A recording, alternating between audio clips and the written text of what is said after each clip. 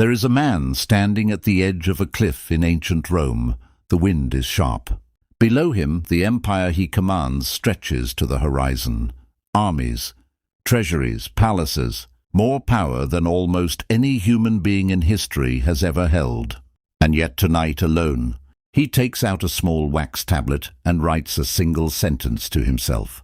You have power over your mind, not outside events. Realize this, and you will find strength. That man is Marcus Aurelius, Emperor of Rome. And he is not writing this because he feels powerful. He is writing it because he feels, like you might feel right now, that happiness keeps slipping through his fingers. No matter how much he acquires, achieves or controls. Here is the question that is going to haunt you for the rest of this video. If the most powerful man in the ancient world had to train himself daily just to feel a baseline sense of peace, what makes you think happiness is supposed to just happen to you? It's not supposed to happen to you. It's supposed to be built, trained, practiced, like a muscle, like a language, like a craft. And today, we are going to show you exactly how the Stoics did it. Not as some dusty philosophy from 2,000 years ago, but as a working, practical, almost mechanical system for training your mind to find happiness on ordinary Tuesdays, in traffic jams, during arguments with people you love, in the middle of grief, and even facing your own mortality. By the end of this video, you will understand why some of the most miserable people, are also the most successful, and why some of the most content people have almost nothing. You will understand the difference between happiness that depends on the world and happiness that depends on you. And you will walk away with a daily mental training system used by emperors, slaves, and everyday people for over 2,000 years that you can start using tonight. Stay with us until the end, because the final technique we reveal, the one Marcus Aurelius used the night before battles he thought he might not survive, as the single most powerful tool in this entire philosophy. If you only take one thing from this video, it should be that one. But you'll miss it if you leave early. Let's begin. Welcome back to Wisdom of the Stoics, where we take 2,000 years of hard-won philosophy and turn it into something you can actually use today, in your actual life. Ancient wisdom for the modern mind. If that sounds like what you're here for, let's get into it. Let's start with an uncomfortable truth. Most of what you've been taught about happiness is backwards. You've been taught that happiness is a destination. Get the job, get the relationship, get the house, get the body, get the recognition, and then, finally, you'll arrive at happiness. It's sitting there waiting for you, like a hotel room with your name on the reservation. The Stoics discovered over 2,000 years ago that this is a trap. Not a metaphorical trap, a literal, mechanical trap, built into how the human mind processes desire. Here's how the trap works. You want something. You get it. For a brief moment, you feel good. Then your mind, very quietly, very efficiently, resets its baseline. The thing you just achieved becomes the new normal, and almost immediately, a new want appears to take its place. Psychologists today call this the hedonic treadmill. The Stoics didn't have that term, but they understood the mechanism perfectly. Seneca, writing to his friend Lucilius, described watching wealthy Romans who owned more than entire nations do today, and yet who complained, worried, and suffered exactly as much as the poorest citizens in the city. He wasn't surprised. He expected it. Let's meet someone who is living this trap right now. Elena has been a marketing director for 6 years. When she was promoted, she told herself, "This is it. This is when I'll finally relax." 6 months later, she was applying for the VP role, convinced that would be the real finish line. She got the VP role 18 months after that. She cried when she got the offer, from relief, not joy. 3 weeks later, she was lying awake at 2 a.m., already anxious about the next rung. Elena is not weak. Elena is not ungrateful. Elena is running headfirst into a mechanism that has trapped nearly every ambitious human being in history. The Stoics have a name for what she's chasing. Externals. Things outside her control. Things the world gives and the world can take away. And here is the core Stoic insight. the one that changes everything once you actually absorb it. As long as your happiness depends on externals, you will never, ever arrive. There is no version of enough money, enough achievement, or enough approval that will satisfy a mind that has been trained to locate happiness outside of itself. So if happiness isn't found in externals, where is it? This is where the Stoics make their most radical claim, one that sounds almost too simple to be profound, and yet, once understood, restructures the entire way you experience your life. Happiness is not a possession. Happiness is a skill, and like any skill, it can be trained. Take a second and think about how strange this idea would have sounded to Elena a year ago. That happiness isn't something she needs to earn through a promotion. It's something she needs to practice, the same way she practices public speaking or negotiation. If that idea unsettles you a little, good. That means you're starting to see the trap for what it is. Drop a comment below telling us what's the next rung you've been chasing, thinking it would finally be enough. You might be surprised how many people in the comments are chasing the exact same thing. To understand how the Stoics trained happiness, you need to understand the single most important idea in the entire philosophy, the foundation everything else is built on. It's called the dichotomy of control, and it comes most directly from a former slave named Epictetus. Epictetus began his life in chains, literally. He was born into slavery in the Roman Empire, and by some historical accounts, his own master once twisted his leg so violently that it left him permanently disabled. And yet Epictetus is remembered today not as a victim, but as one of the most powerful teachers of personal freedom who has ever lived. How does a man in chains become a teacher of freedom? Because he discovered something his captors could never take from him. Here is the idea in his own words, as recorded by his student Arian. Some things are up to us, and some things are not up to us. Up to us are our opinions, our impulses, our desires, our aversions, in short, everything that is our own doing. Not up to us are our body, our property, our reputation, our position, in short, everything that is not our own doing. Let that sink in. Epictetus is saying that the only things truly, completely under your control are your judgments, your intentions and your responses. Everything else, your health, other people's opinions of you, your bank account, whether it rains tomorrow, whether your boss appreciates you, all of it is, in some sense, not fully yours to control. Most people live their entire lives with this backwards. They pour enormous emotional energy into controlling things they cannot control. Other people's behavior, the economy, the past, the future, and they neglect the one thing they actually can master, their own mind. Let's bring this to life with James. James is stuck in traffic. He is going to be late for an important meeting. His jaw is tight, his knuckles are white on the steering wheel, and internally he is having an entire argument with a traffic system that cannot hear him. He is furious at the other drivers. He is furious at the city planners. He is furious at himself for not leaving earlier. By the time he arrives at his meeting, 15 minutes late, he is not just late, he is depleted, angry, off his game for the rest of the day. Now here's the Stoic reframe. The traffic itself was never in James's control. The moment he left the house, the departure time, other drivers, construction, accidents, none of that belonged to him. What belonged to him completely and totally was how he responded to being stuck. He could have used that 15 minutes to mentally prepare for his meeting, to breathe, to listen to something that calmed him. Instead, he spent it fighting a battle he had already lost the moment he got in the car. This is not about pretending the traffic doesn't matter. It's about recognizing where your actual power lies. Marcus Aurelius wrote about this constantly in his private journal, which we now call Meditations, a book he never intended anyone else to read. He reminded himself again and again that the obstacle in the path becomes the path. External events are not good or bad in themselves.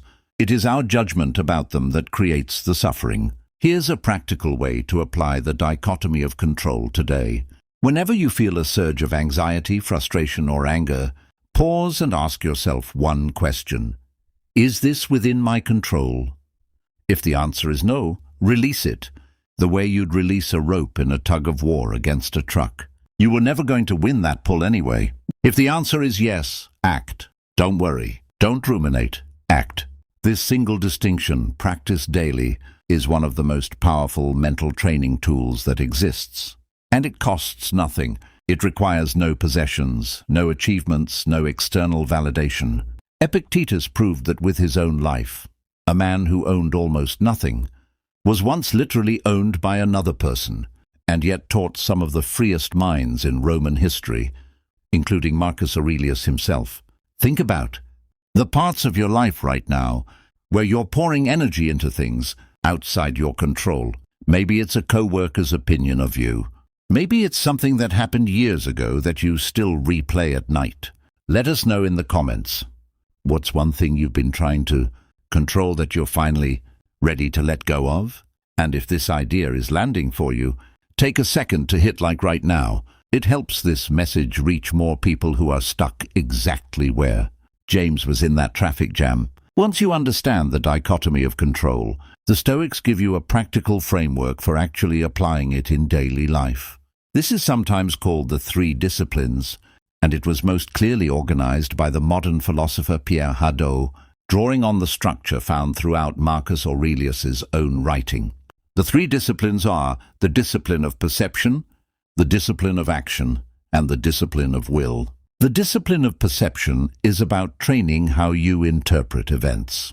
Marcus Aurelius wrote that if you are distressed by anything external, the pain is not due to the thing itself, but to your judgment about it. And this judgment you have the power to revoke at any moment. This is not about denying reality. It's about separating the raw fact of an event from the story you immediately layer on top of it. Here's an example. Your friend doesn't respond to your text for 3 days. The raw fact, no response. The story your mind immediately generates. They're ignoring me. They're mad at me. I did something wrong. Our friendship is falling apart. Notice, none of that second part is fact. It's interpretation. And it's the interpretation, not the silence itself, that's making you suffer. The discipline of perception asks you to catch that story-generating process in real time and ask, what do I actually know? Not what do I fear, not what do I assume, what do I know? The discipline of action governs how you behave toward other people, specifically that you should act for the common good with justice and without expecting anything in return. Marcus Aurelius reminds himself each morning, in one of the most famous passages of Meditations, that he will meet people who are ungrateful, arrogant, deceitful, and disagreeable that day, and that he must meet them anyway with patience, because that is simply what it means to be a human being living among other human beings. He doesn't wait to be surprised by difficult people. He expects them and prepares his response in advance. The discipline of will, sometimes called the discipline of desire, is the deepest one, and it's the one most directly tied to happiness. It asks you to align your desires with what actually happens, rather than demanding that reality conform to your wishes. This doesn't mean passivity. It means wanting what is, while still working diligently for what could be. Let's watch these three disciplines play out through Marco. Marco has just been passed over for a promotion he worked 18 months to earn. His initial reaction is rage, at his manager, at the co-worker who got the role instead, at the unfairness of it all. Discipline of perception. Marco pauses and separates fact from story. Fact, he did not get the promotion. Story, I'm not valued. I'll never advance here. This proves I'm not good enough. He challenges the story. He doesn't yet know why the decision was made. He commits to gathering facts before building a narrative. Discipline of action. Marco decides how he will treat his manager and his co-worker in the coming days. Not with passive aggression, not with sabotage, but with the same professionalism he would have shown if he'd gotten the role. Because his integrity is his to control, the outcome was not. Discipline of will. Marco does the hardest part. He sits with the disappointment, And instead of demanding the universe rearrange itself around his plan, he asks, given that this is what happened, what is the most useful next action? He requests honest feedback. He recommits to his own growth, independent of whether anyone else notices. Marco still feels the sting of disappointment. Stoicism was never about suppressing emotion, despite what popular culture often gets wrong about it. But he doesn't let the sting metastasize into weeks of resentment. That is the entire difference between a Stoic response and an ordinary one, not the absence of feeling, but the refusal to let an external event dictate the state of his mind for longer than the initial honest reaction. This is a good moment to pause the video mentally and ask yourself, which of the three disciplines is hardest for you? Is it perception, catching your own stories before they run away with you? Is it action, treating difficult people with patience? Or is it will, actually accepting outcomes you didn't choose? Type your answer in the comments. We read everyone, and it helps us know what to cover in future videos. Now we arrive at a technique that sounds, on the surface, completely insane. It is called premeditatio malorum, the premeditation of adversity, and it is, according to both ancient practitioners and modern psychological research, one of the most effective tools ever devised for increasing gratitude and reducing anxiety. Here is the technique in its simplest form.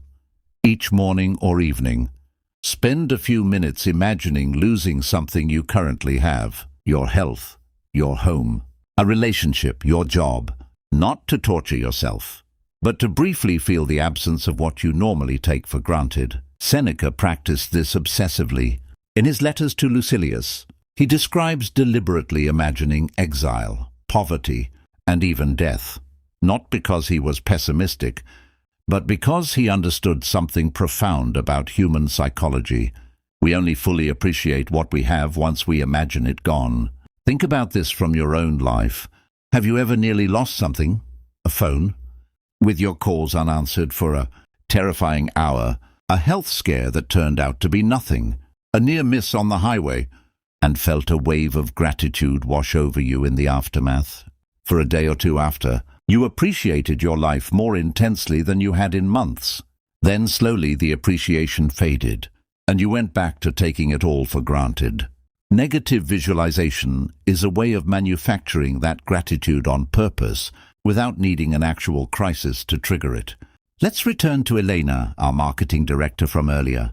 Every morning, before she even checks her phone, Elena now spends 90 seconds doing something that used to feel morbid to her. She imagines what her life would be like if she lost her job tomorrow. Not to spiral, but to notice with total clarity how much of her current life she takes for granted. The steady paycheck, the colleagues who make her laugh, the simple fact of having somewhere meaningful to direct her energy each day.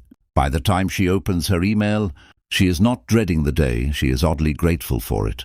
The meetings she used to find tedious now feel like evidence of a stable, functioning career she nearly imagined away. This technique also works powerfully with relationships. Imagine just for a moment coming home to find that someone you love wasn't there anymore. Don't dwell in it. Just let the feeling arrive, fully for 10 or 15 seconds. Now open your eyes and look at that person, or think of them as they actually are, right now in your life.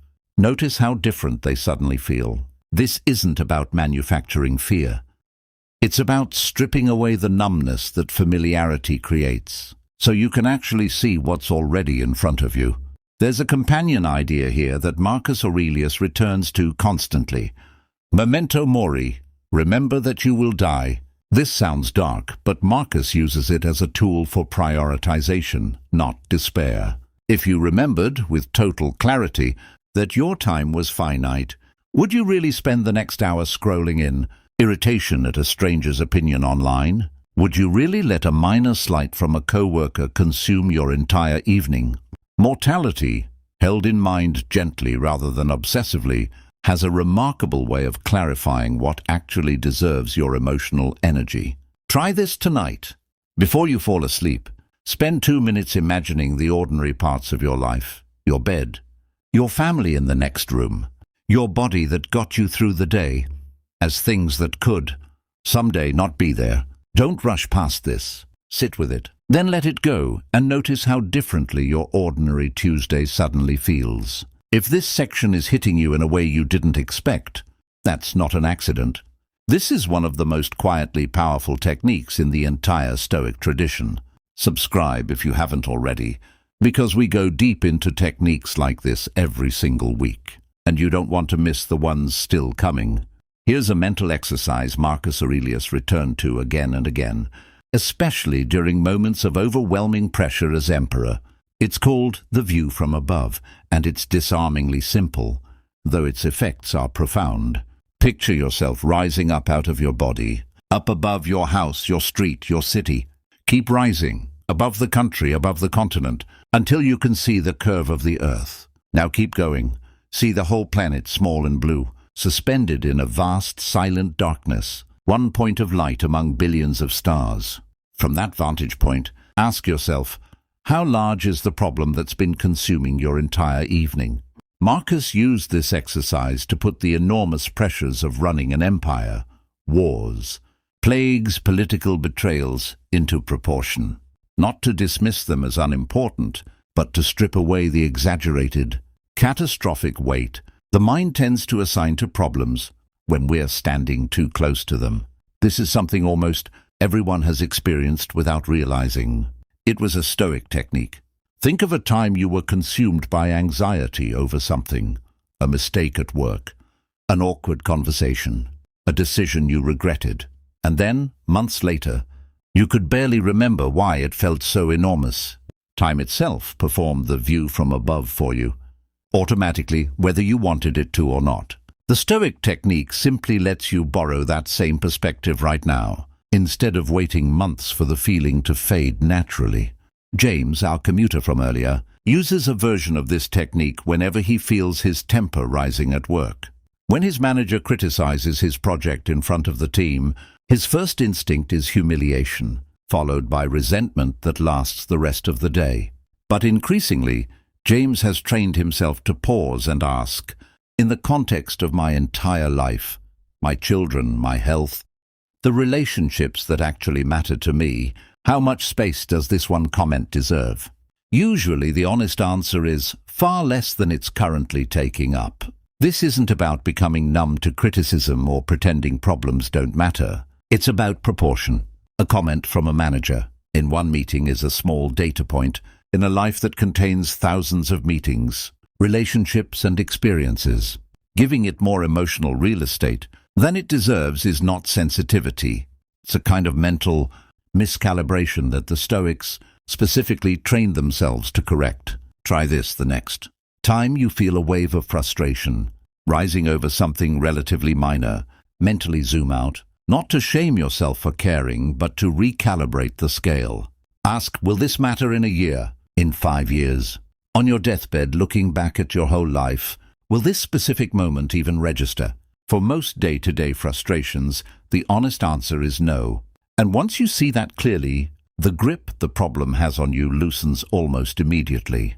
There is a phrase in Stoic adjacent philosophy, popularized later by Nietzsche, but rooted deeply in Stoic thought, that captures perhaps the most advanced form of Stoic happiness training, Amor fati, love of fate. This is the practice of not merely accepting what happens to you, but actively, deliberately choosing to love it, to treat every event, even painful ones, as necessary material for your own growth.